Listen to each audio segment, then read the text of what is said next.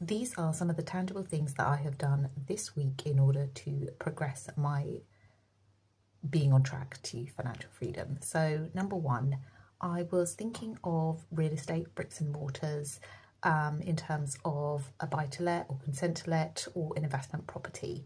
But I think that model is fundamentally broken at the moment, at least if you're in the UK.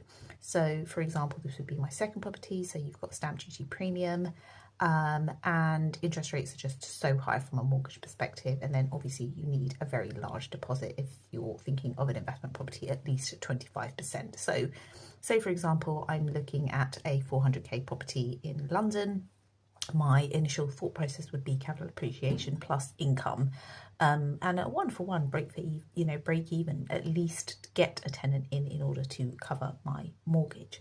However, that model is fundamentally broken because the capital that I would need in order to execute on that project would be at least 100k. How's that broken down? Well, a 400k property would mean, let's just say it was on a residential property, and therefore it would be 10% deposit, so that would be 40k. I'd need around 30k in terms of the stamp duty, so that's 40 plus the 30 equals 70k.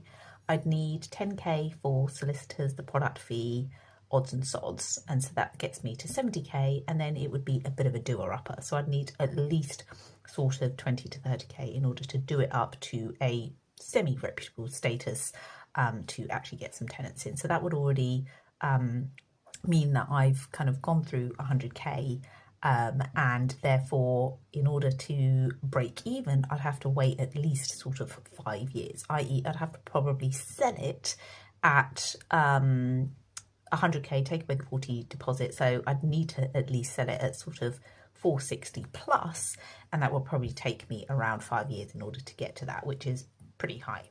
So actually the other thing that I thought about from a real estate perspective and a capital perspective, an investment perspective, is actually thinking about commercial property.